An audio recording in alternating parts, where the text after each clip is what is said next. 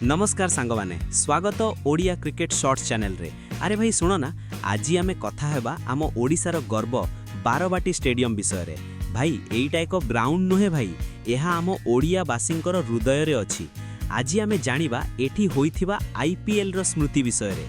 Yes, Cuttack स्थित Barabati stadium 1958 मसीह रे प्रतिष्ठित होइथिला। माने भाई पूरा हिस्ट्री अछि एथारे।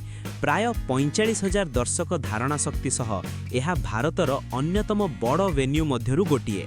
एठी 1982 मसीह रे भारतर तृतीय ओडीआई मैच हेइथिला, जहा इंडिया इंग्लैंड को 5 विकेट रे हराइथिला। 1987 और 1996 वर्ल्ड कप मैच भी एठी हेइथिला।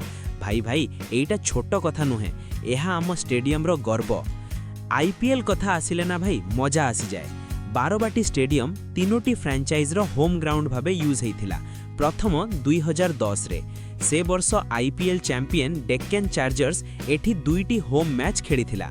आंध्र प्रदेश रे पॉलिटिकल टेंशन जोगु बीसीसीआई मैच गुड़ाक कटक को शिफ्ट करिथिला। द्वितीय 2014 रे इंडिया इलेक्शन जोगु किंग्स 11 पंजाब और कोलकाता नाइट राइडर्स दुहे एठी निजर होम मैच खेलिथिले। से समय रे भाई 45,000 दर्शक स्टेडियम फुल। भाई एइटा क्राउड ना सुनामी थिला, पूरा दुनिया को देखै देइथिले ओडिशार क्रिकेट प्रेम।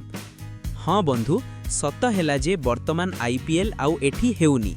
नुआ मॉडर्न स्टेडियम गुड़ा आसीबा परे बीसीसीआई अन्य वेन्यू को प्रेफरेंस देउछि। भाई माने सीरियसली 2025 फेब्रुआरी रे जे इंडिया वर्सेस इंग्लैंड ओडीआई हैला ना, फ्लड लाइट प्रॉब्लम जोगु स्टेडियम पुणी चर्चा रे आसीथिला।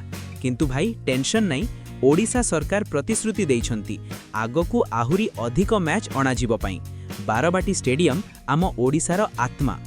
आशा करूछु भाई आगकू आहुरी बहुत आईपीएल और इंटरनेशनल मैच एठी हबो। जदि वीडियो भल लागिला लाइक और सब्सक्राइब निश्चित करंतु। कमेंट रे कहिबा तमे केबे बारवाटी स्टेडियम जाइछो कि। धन्यवाद। जय ओडिशा।